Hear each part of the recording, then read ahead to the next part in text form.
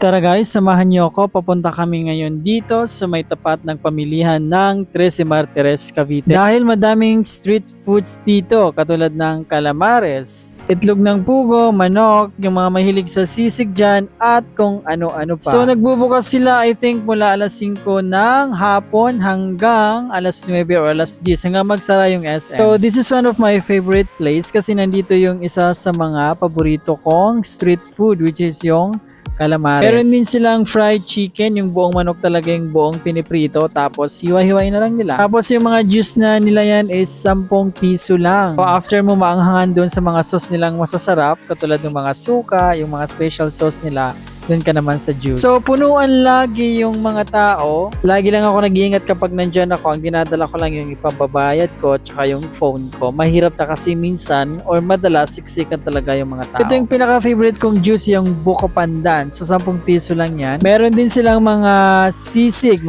talaga. Doon naman sa mga mahilig sa mga pork. Alam ko buy one take one yun, 80 pesos. Tapos sa mahilig naman sa mga fried chicken, which is ako hindi ako mahilig dahil masyadong mamantika. Meron din sila. Doon naman sa mga isaw, atay ng baboy, doon sa calamares na paborito ko, of course, nandito yan. So, lagi silang full pack kasi kapag nagsilabasan yung mga empleyado, lahat dito dumadaan. Ito din yung bilog na masarap, pero hindi ako tumikim dahil may ham, so bawal ako sa pork. So, ang lagi ko lang pinupuntahan dito talaga is calamares kasi nga gusto ko yung suka nila. Hindi ko talaga alam, fan na fan talaga ako ng mga calamares. So, malapit siya dito sa may SM City 13 Martires sa may tapat yan ng pamilihan ng Tanza. So ayan yung bilog na yun, nakalimutan ko yung tawag dyan. Talagang iniisip ko kanong tawag dyan habang nagvo-voice over ako. Nakalimutan ko talaga. So yung tawag sa bilog na yan. So hindi ako kumain dahil tinanong ko ham yung nakahalo.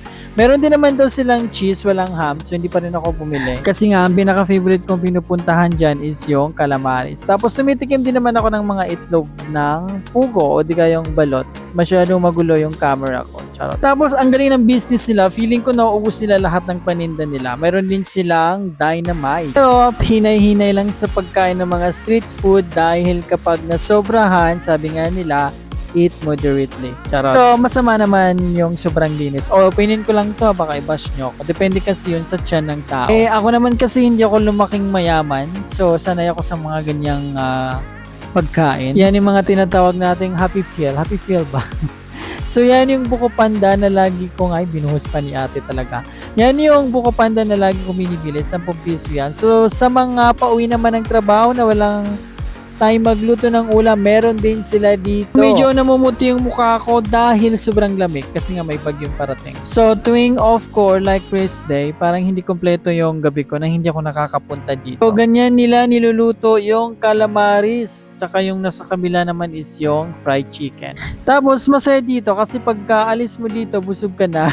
Tapos meron din silang mga ulam para dun sa mga walang time magluto galing sa trabaho. At syempre ang walang katapusang sisig na ang pulutan ng mga manginginom. Charot. Meron din lumpiang sariwa at syempre busy-busy yung daan, so you have to be very careful sa mga gamit mo din. Tapos meron din mga dogs dyan na pag-alagala, so if in case mapunta kayo dyan, so pakainin nyo na lang. Meron din silang mga leche flan, meron din silang pizza, tapos meron din silang cassava cake. All in kompleto sila. So nandito lang to sa mga intersection papuntang SM 13, papuntang Amadeo, tsaka yung sa paliko naman is papuntang Tasco. So maraming salamat sa panonood. Bye-bye!